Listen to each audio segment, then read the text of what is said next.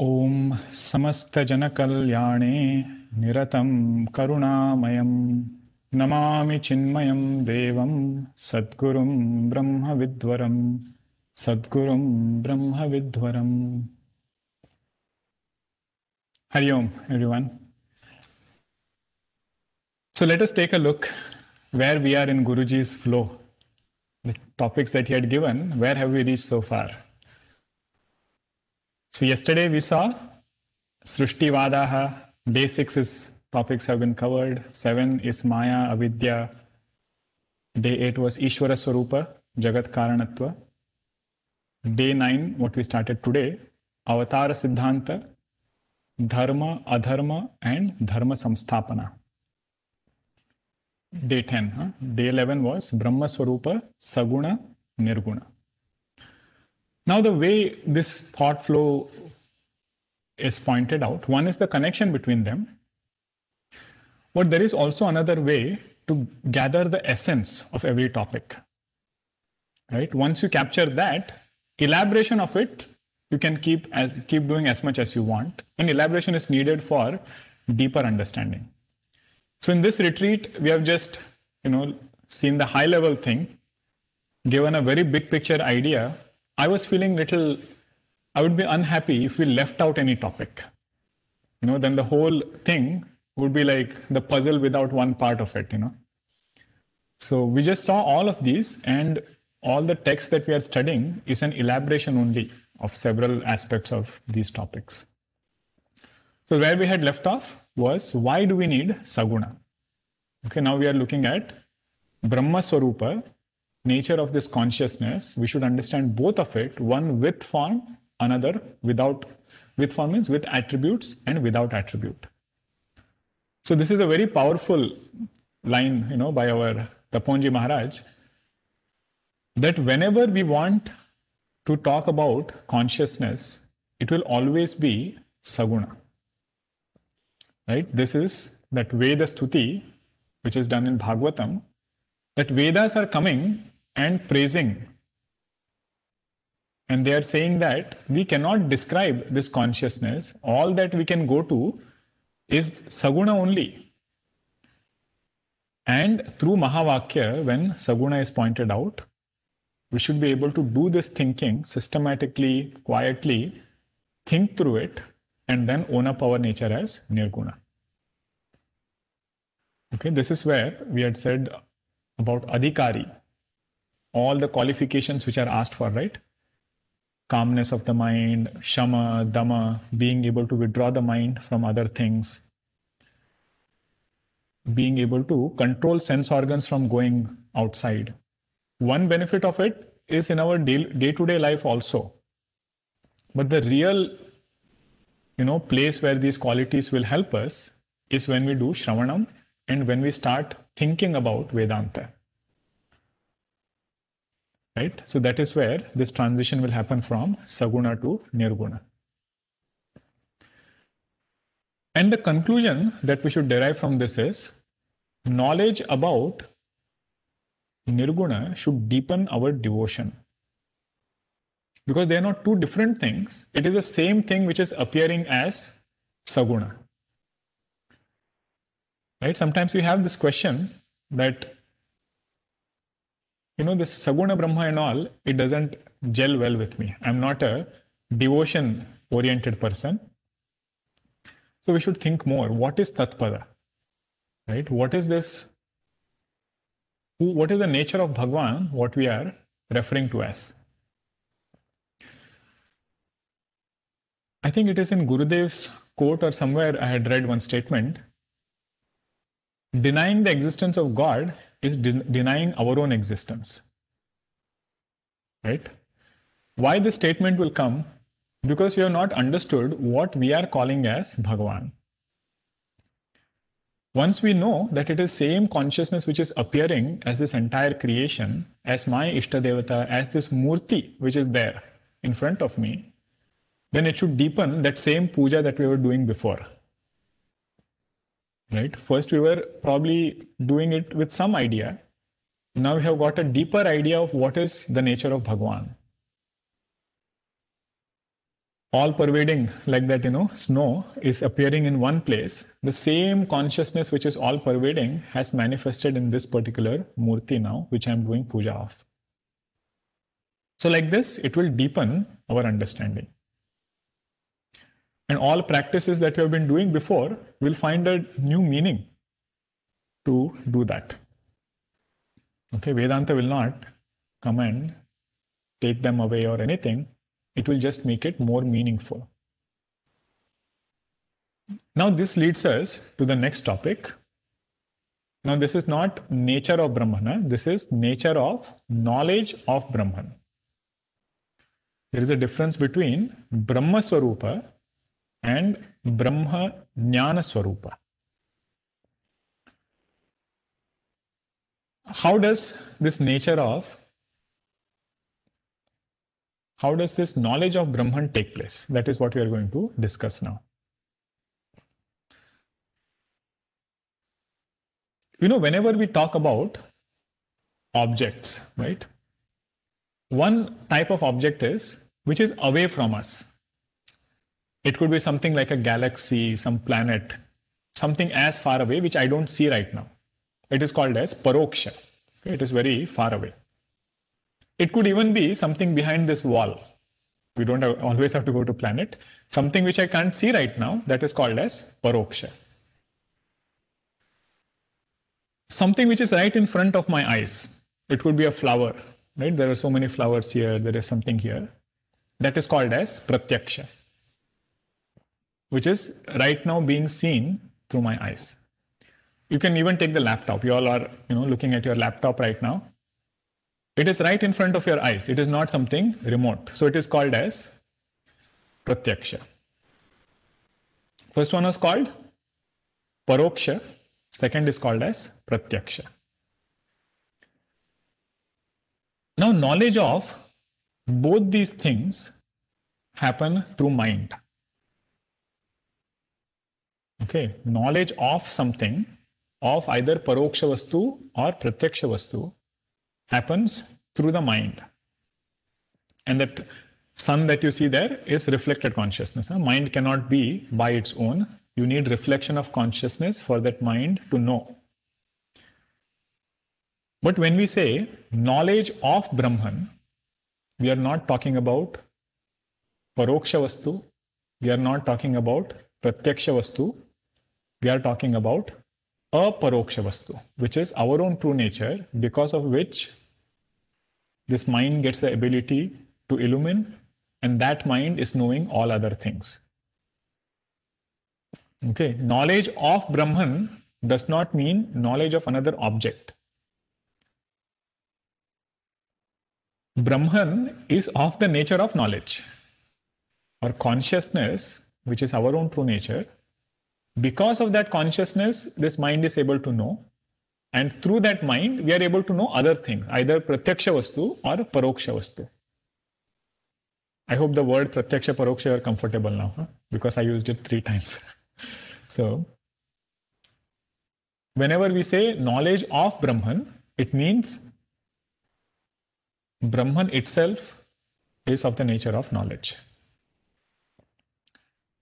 So when we say Satyam, Jnanam, Anantam, Brahma, those are the 3 indicators of consciousness. So Jnanam does not mean Jnanam of another thing. It is knowing that I am of the nature of knowledge. It means this consciousness, which is I, that is of the nature of knowledge. Now we just saw knowledge, you can also apply it for existence also. Whenever we say this pencil is, right? Now, this is a conditioned form of existence. Nature of Brahman is of the nature of existence. When we say Brahman is Sat Swarupa, it is not existence as something. It is of the nature of existence. Existence itself is called as Brahman. I think these 2 are sufficient. Ananda also you can apply, but we should just see it from this way. It is not Ananda due to something. It is not reflected happiness, it is of the nature of happiness. Infinitude is called happiness in Vedanta. Okay, but this point we can just bring it back to knowledge now. Okay, when we say knowledge of Brahman, it is not knowledge of another object which is called Brahman. It is me myself who am of the nature of knowledge. Now somebody asks, how will this knowledge take place? Atma va are drashtavyah. We should have, or we should see Atman. We should see that consciousness. But how will I see it? Upanishads say, by listening to it. Shrotavyah. Now something which is already my nature, if I have to know about it, I just have to gain clear knowledge. Whenever we talk about moksha, right, it is important to say what is bandha. Vedanta defines bandha as ignorance of our true nature, which is already attained, it is that because of which everything else is functioning. I am ignorant about that aspect of me. Now, if that is the problem, if that is the bondage, solution to that is only clear knowledge. That is where Shravanam becomes more and more important. First, we need to know whether there is such a thing called as Brahman or not. Is there something which is beyond all finitude, beyond all suffering? Even does something exist like that? And it is said, even to hear that thing is very rare. Shravana yapi bahubhiryona labhya. Even to get to hear that there is such a thing called as Brahman, there is something which I should seek in life, even to get that is a very rare thing. You know, not everybody has this punya karma to seek in that direction. A real source of happiness, okay?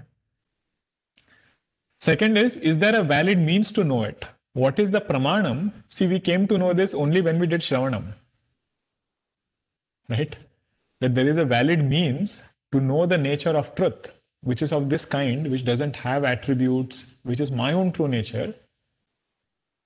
The fact that there is a systematic method to know it, valid means of knowledge, that also we know only when we do Shravanam.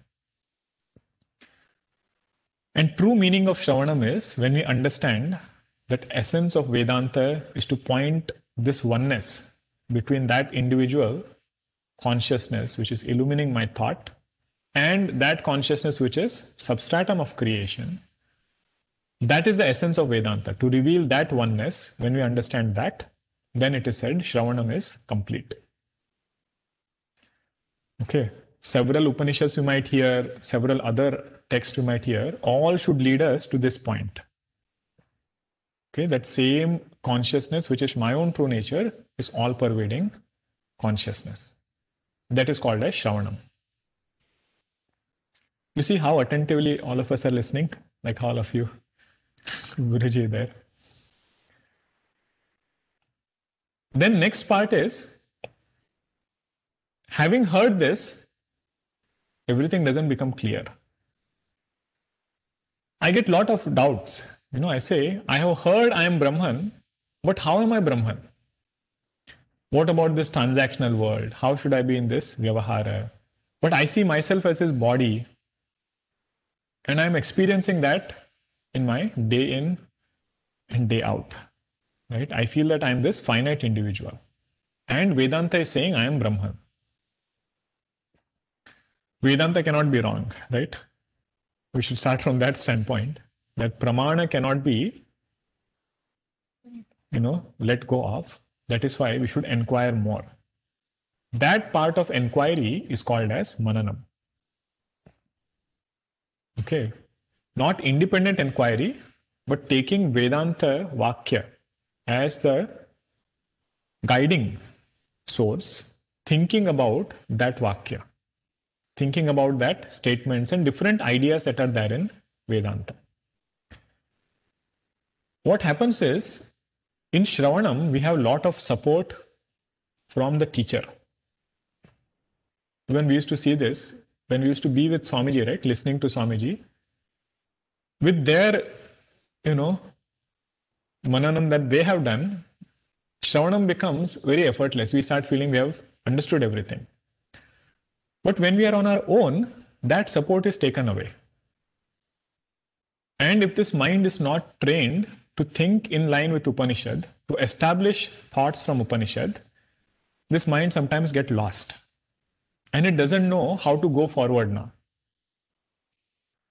So that is where more we can grasp about how to do mananam also, more we will benefit. Simple strategy is use logic to establish statements of Vedanta.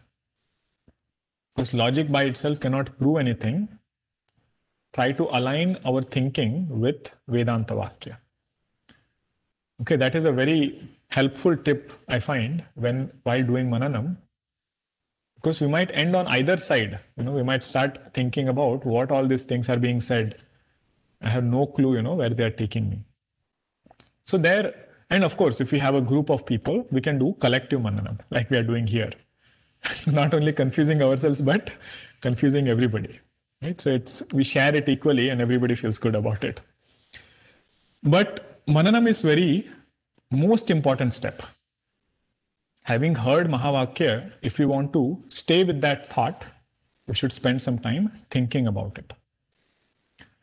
Right? How can I be that consciousness? How can I be infinite? That thought should bother us. Right? So that is part of mananam. What happens after this is, it can take several years, several janmas, how much ever our intensity is, that quickly is our progress. Huh? A stage will come where all doubts have been resolved. I know exactly what Upanishad mantras are saying. I can also cross-reference and everything I can do. But yet I feel that I'm falling back on my old habits. Okay, previous notions which are there, they are so strong that I keep saying I am Brahman, but somewhere inside I end up doing things same way as I would have done while I thought I was this body, or the mind you call, or whichever. Those are called as erroneous notions, right? Viparita bhavana. There is no problem for this sadhaka in understanding it. Doubts also have been resolved. But yet there is, the momentum of previous patterns of thinking which are coming as waves. Again and again, the sadhaka is tossed up and down. This is the next most important step, which more we appreciate, it is better, of Nididhyasanam. Vedantic meditation, what we call this as. But remember, Vedantic meditation is on that idea which we have fully understood. If we have not understood something, we cannot meditate on it. Right? First, we have to hear clearly. Shravanam has to be thorough. Then we have to resolve all the doubts. Mananam has to be thorough. And once Mananam is done, we can take that portion and quietly sit down in one place and just focus on that aspect. In guided meditation sessions, generally the ideas that are taken up are from Upanishads only. Like in Upanishads, we have heard that I am akarta. Right? I am not doer, I am abhokta, I am not experiencer. Now this knowledge doesn't stay with me too strongly. Time and again, I start feeling I am this experiencer and so on. Now first I have to be clear about how I am not this experiencer, how I am not this doer. Then I should resolve all the doubts. The appearance of doership will be there. There is something called as Brahman, which is different from it. Just because it's appearing does not mean Brahman has got affected. Right? I am still akarta. So in meditation, I can exclusively focus on that thought. Leaving everything aside, sitting down in one place and just focusing our mind on those ideas. Okay, that is called as Nididhyasanam. And this, you see, has to be done individually. Here we cannot have a group, nor can we have people along with us. We might sit together, but that contemplation or clarity has to come to each one of us. So what are we discussing now? Brahma Jnana Swarupa, not Brahma Swarupa, Brahma Jnana Swarupa. How will knowledge of Brahman take place? There is no other method only by Shravana, Manana, Nididhyasana. Okay. Now sometimes we have this question. I have intellectual knowledge, but I don't have experience of Brahman. This question keeps coming back to us also, it might come back. So quickly we will see what is this question and why does it come. So when we say I have intellectual knowledge, but I don't experience Brahman, right? I don't have experience of Brahman. What are we saying exactly? We are not experiencing these things, right? A quiet mind which is very, very still. It can be a happy mind, mind which is very cheerful, or an unagitated mind. All of these things is what we want to experience, and that we are not seeing. Vedanta says, I am of the nature of happiness, I am of the nature of calmness. But when I look at myself, I see myself as not quiet, not calm, right? So Vedanta's answer, if you want to look at it, it is said solutions to these things are coming from the sadhanas. What we spoke about vikshepa, right? That is this agitation, what we are talking about. And all those impurities which are there, that will give a lot of other sorrows. So if we are doing our sadhana sincerely, then a lot of these concerns will get addressed there. Devotion to Bhagwan, all of those are sadhanas which will help us see all these results.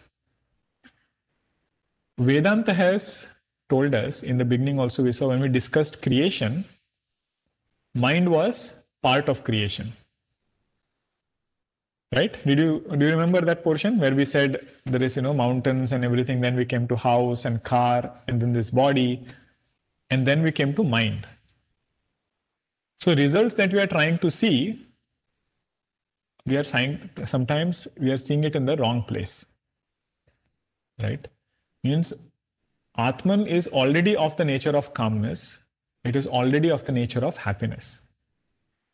And it should get reflected in the mind, all the values, the calmness, happiness, everything, but that will come through sadhana. Vedanta will only come and say, I am not of the nature of mind and everything else. Now somebody might ask, if I am not of the nature of mind, why should I purify it? So simple answer what I have found for myself is, none of our shastras say that we should have an impure mind. Right? All our scriptures are telling us we should have pure mind. So that is our first reason, if you want to think about it. Second is, all our Guru Parampara, if you see, this aspect is given a lot of importance on purity of mind.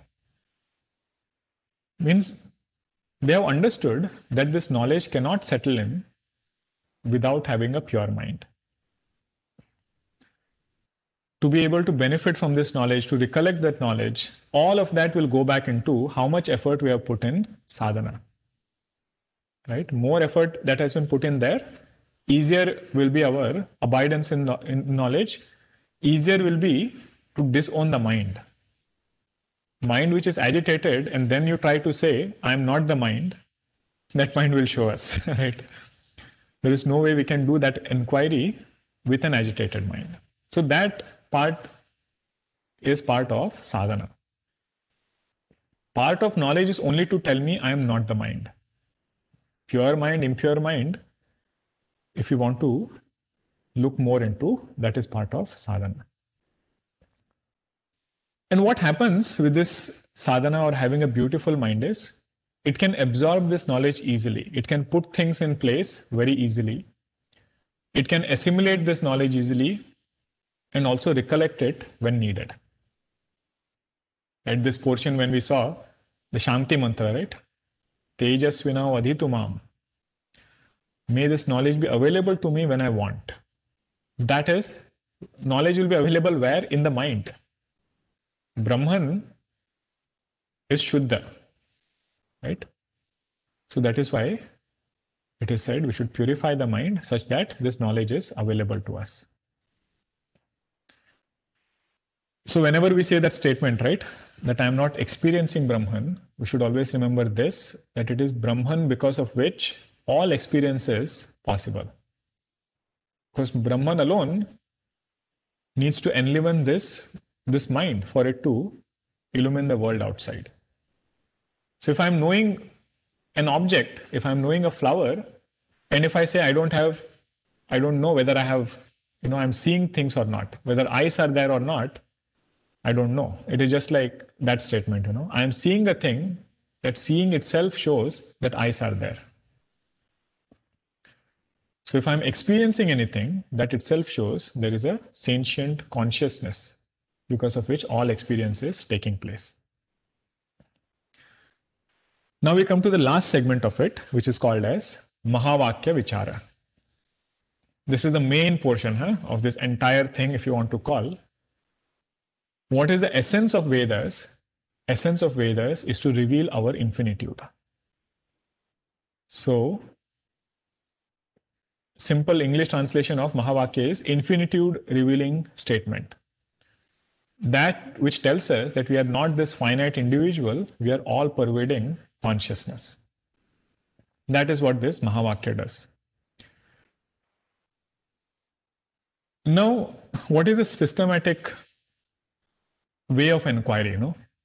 Any Upanishad you take, it will follow a similar pattern. Upanishad might change, but the pattern of thinking will be similar. What we have done before, this should be a recap now. What is the first segment? Looking at what is the nature of I. Inquiry into who am I? And this inquiry will be done systematically. Right? I am not the body. I am not the mind. I am not pranas. Now there is logic and everything given. We don't need to go too much into the logic portion. But if you want to use only one statement, right? Whatever is seen is different from me. So I see the body, I am different from the body. I see the mind also. Thoughts are known to me. I know there is a thought of anger, there is a thought of love, there is a thought of calmness. All those are thoughts which are known to me. So I am the knower and all those are known. So I'm different from them. That kind of inquiry which takes us to our true I, meaning nature of true I, that is called as Tvam Pada Vichara, inquiry into individual. Swarupa Avasthanam, if you want to use a Sanskrit word, Swarupa Avasthanam is a result of Tvam Pada Vichara. Okay, Tvam Pada means inquiry into I. And what is the other portion? What we did already. Inquiry into what is this creation? Creation, again, we should have idea what is creation starting from and where is it going unto. All of this, what is the nature of this creation? Thinking about that is called as Tat Pada Vichara. So Upanishads say, when we do Tvam Pada, it is Atman, that consciousness which is our true nature. And when we inquire into creation, it is said from that consciousness alone, creation has come about. Two different names are given. One is called Atman, another is called Brahman. Now inquiry is done individually first, means separately. First Tvam Pada is done, Tat Pada is done. Mahavakya comes and brings both of these two together. So what does Mahavakya do? It just merges. Now, this merging, don't take it literally. This is a limitation of this animation and all. Don't get carried away by that. Right there, where I was seeing the snake, right there, I will see the rope. Means I will realize it is in this consciousness alone that this entire creation is appearing. That is my true nature. I alone am appearing as this creation. but that I should refer to Chaitanya. That is the part of Mahavakya. Generally, when we talk about I, we don't have doubt whether we are sentient or not, whether we are conscious or not. But when we talk about creation, when we talk about Bhagwan, we always have this doubt that Bhagwan is somebody away from me. So Mahavakya brings this oneness at consciousness level. It says, I am that consciousness, which is the same consciousness which is appearing as this creation. That is Mahavakya. This is what we call as Tat Tvam Asi. Tat Pada Vichara is done, Tvam Pada Vichara is done, and Mahavakya brings both together. Now, let us look at how this Mahavakya is revealed. Okay, this is the general thought process. In any Upanishad that you study, this is how it will be analyzed. First, they will talk about Tvam. Then they will talk about Tat. Mahavakya will come and say, this Tvam is the same as that Tat. Tattvamasi is only in one Upanishad, Chandogya Upanishad. But in other Upanishads, it will come through several other ways. So we'll just take some samples. This is from Chandogya Upanishad. Now first they do Tvam-pada Vichara. They talk about individual. How do they talk about it? It is said, Sata Somya Tada Sampanno Bhavati Swam Apito Bhavati. Means to inquire into who am I, the Rishi, Upanishad Rishi is taking this example. He says in deep sleep, this Jiva goes back into Sat. Okay. When we go into deep sleep, everything merges back into that absolute truth, which is consciousness. That is our true nature. Okay, this is Tvam-pada Vichara. Individual is being spoken about. And everyday experience, when we go to sleep, it says, where do we go? It goes back into consciousness. Now, Tat-pada Vichara also is done. Sadeva Somya Idamagra Asit Ekam Eva Advitiyam. That before this creation became manifest, what was there is that Satvastu, which is creation, and this, which is consciousness. From that consciousness alone, this entire creation has come about. Are you all with me so far? Tvam-pada Vichara and Tat-pada Vichara. This is how it is done in Chandogya Upanishad. Now comes Mahavakya, which says, Tat Sat Tvam Asi. Tat Satyam. Sa Atma Tattvamasi Shweta Keto. So like that, it is pointed out. Means that Sat, which is origin of creation, is the same Sat that you are going to every day in deep sleep. And when that Sat has become waker, dreamer, deep sleeper, you are still that same Sat. It is not something that has happened to creation, to consciousness, because it is only Vivarta. Okay, Vivarta means it is appearing differently, but our true nature is untouched. That is how Mahavakya is revealed in Chandogya Upanishad. One more we will see. So Mahavakya, there are several Mahavakyas. 4 of them are popular. So we are just seeing some examples of the popular Mahavakyas. Let us go to Aitreya Upanishad. Okay, Aitreya Upanishad has Mahavakya called as Prajnanam Brahma. Now what it has to do? Same process. First it has to do Tvam-pada Vichara. So Tvam-pada means individual. What is the thought there? Sarvani etani prajnanasya namadhyani. That is the statement. Meaning, the Upanishad Rishi points out to different kinds of thoughts. He says memory, resolve, clarity, kindness. All these thoughts are rising in consciousness alone. That is Tvam-pada Vichara. Okay, all thoughts are rising in that same consciousness. And then Tat-pada is, it says, Sa aikshata lokanusruja iti. Means that consciousness was the substratum from which this entire world has emerged from. Now, how it has emerged, what are the steps, that description will be different. Different Upanishads will paint different pictures. But most importantly, Mahavakya will come and say that consciousness is the same. Prajnanam Brahma. Means, you see in Tatpada what happened? That consciousness illumined thoughts. Huh? And sorry, in Tvampada, consciousness illumined thoughts. And in Tatpada, consciousness was substratum of creation. Means if I have understood my nature as consciousness, I can easily make that statement, I am the substratum of creation.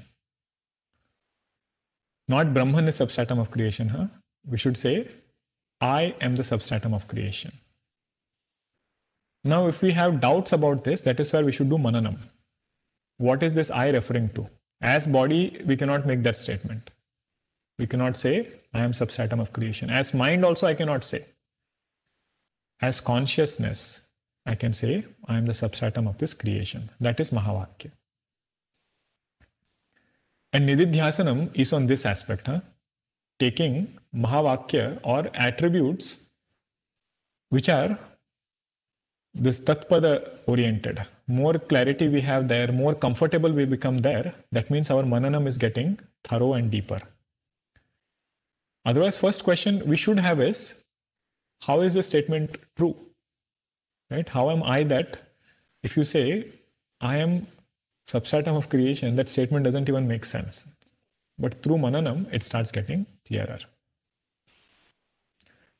Now, when this happens, it takes us to the last topic, which is called as Jivan Mukti, Videha Mukti, and Jivan Mukti Ananda.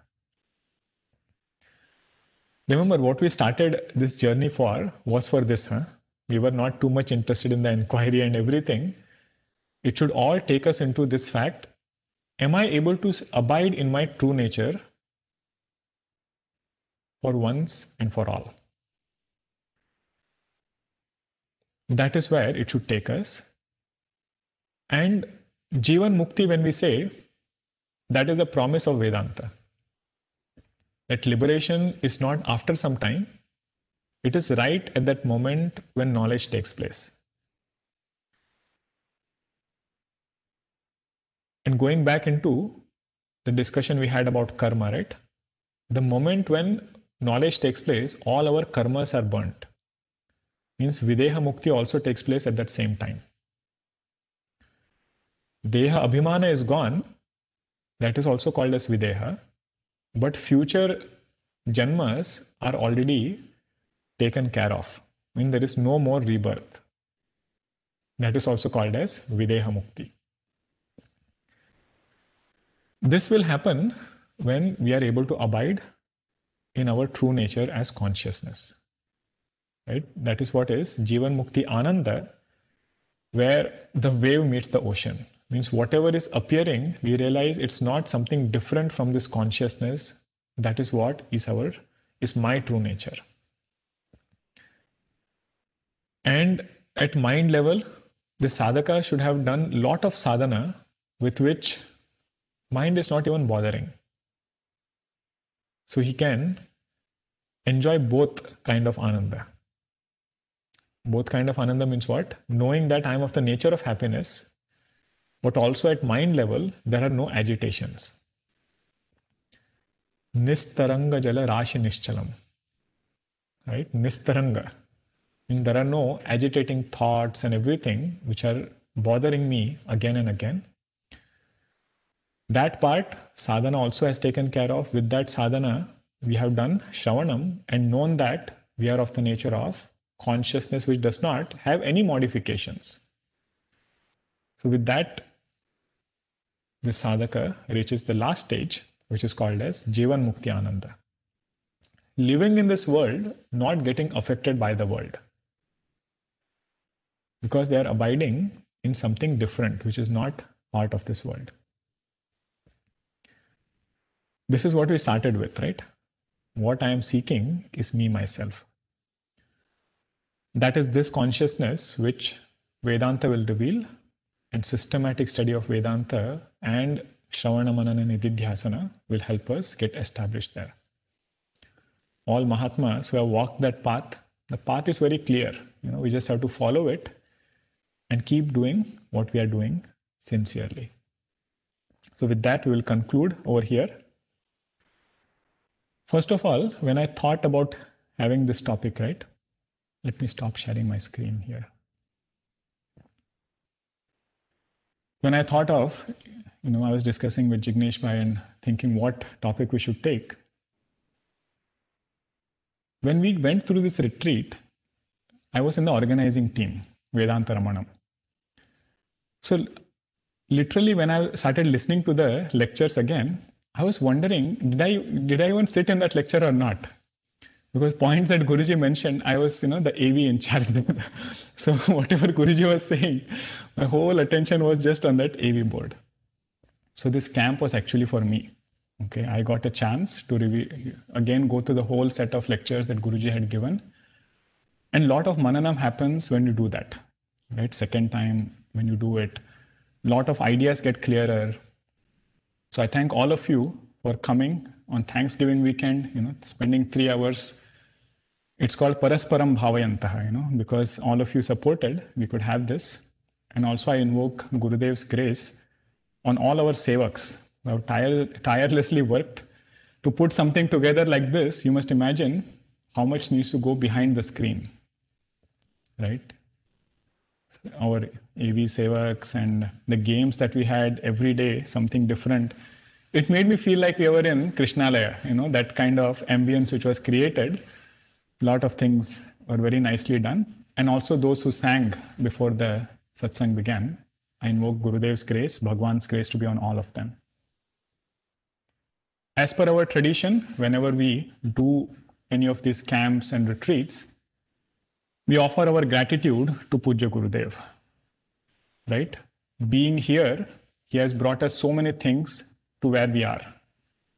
So if you have benefited from this retreat, according to what is your Yatha Shakti, Yatha Mati, we can offer our Guru Dakshina to Pujya Gurudev, and it's an optional thing. Whoever wants can do it, and they will share the link of Guru Dakshina also. So it's on the website. Donate online. Okay. So that's a tradition that we follow for most of these programs.